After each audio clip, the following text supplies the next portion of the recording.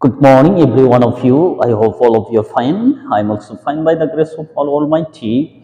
And also, I thank for this wonderful occasion that He has given to us. So, in this morning, let's see one more structure that we are talking about the special uses of standard HSC.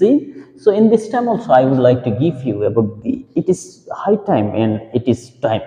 So এই it is time আর it is high time এর অর্থ হলো কোনো কাজ দেরি হয়ে গেছে, কোনো কাজ কি হয়ে গেছে, দেরি হয়ে গেছে, এমন দিন হয়ে গেছে, শেষ পর্যায়ে চলে আসছে, আর সময় নেই, সেই সময় বুঝাতে তাহলে এখনই কাজটা করতে হবে, কারণ কাজটি দেরি হয়ে গেছে।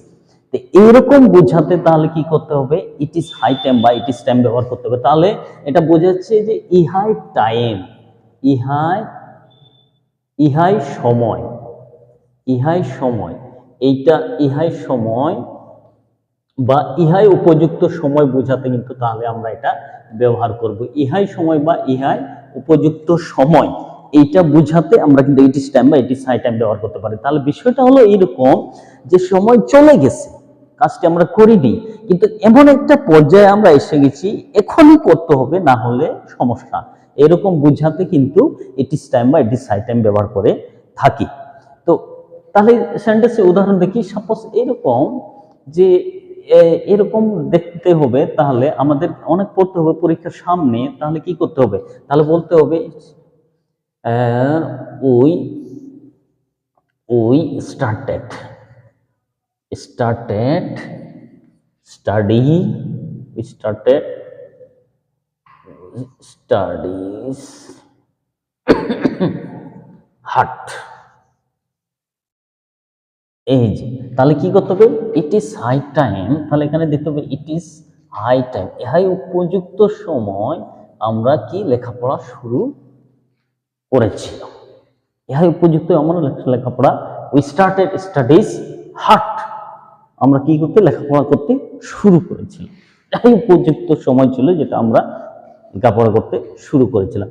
কি হয় এখানে সমস্যাটা কি, যদি এখানে সাবজেক্ট থাকে আমাদের মনে রাখতে হবে, এরপরে কিন্তু এখানে ভাবতে হবে। বেশিরভাগ আমরা এটা প্রয়োগ করে থাকি, আমরা অন্যভাবে করতে পারি। অন্যভাবে বলতে কি, ওকে এটাই সময় আমাদের কি করতে হবে, লেখাপড়া করতে হবে, তাহলে বলতে হবে যে টু দিয়ে আমরা করতে পারি it is high time to to read, এখানে আমরা দিতে পারি টু রিড অ্যাটেন্টিভলি, এটাও আমরা দিতে পারি, এটাও সম্ভব, এটাও খারাপ না। তাহলে বলতে হবে ইট ইজ টাইম, তাহলে ইট ইজ টাইম, ইহাই সময় আমাদের টু রিড অ্যাটেন্টিভলি, এটাই সময় আমাদেরকে কি করতে হবে, মনোযোগ সহকারে কিন্তু বই পড়তে হবে। এইভাবে আমরা অনেকগুলো সেন্টেন্স গঠন করতে পারি। তাহলে বিষয়টা এখানে বলতে চাইছে যে ইট ইজ টাইম বা ইট ইজ হাই টাইম বলতে চাইছে কোনো কাজ দেরি হয়ে গেছে, এই মুহূর্তে কাজটি করার প্রয়োজন, সেই সময় বুঝাতে, সেই রকম সময় বুঝাতে ইট ইজ টাইম বা ইট ইজ হাই টাইম ব্যবহার করে থাকি।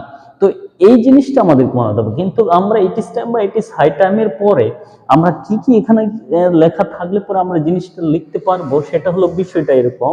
তাহলে এই ইট ইজ টাইম বা ইট ইজ হাই টাইম থাকলে পরে অনেক সময় আমরা এখানে কি করতে পারি, সাবজেক্ট আমরা দেখতে পারি, এখানে ভার্ব টু দেখতে পারি, বা এটার এই দুইটার ক্ষেত্রে আমরা কি করতে পারি, এখানে টু দিতে পারি, টু দিতে পারি, কাম টু প্লাস এখানে কি করতে, ভার্ব দিতে পারি, ভার্বের পরেও আমরা কি করতে পারি, এখানে অবজেক্ট ব্যবহার করতে, বা অন্যান্য ভাবে এটা আমরা কিন্তু করতে পারি। সো যদি আমাদের এটা মনে থাকে স্ট্রাকচার গুলো, it will be helpful for our studies. So thank you so much, will see next.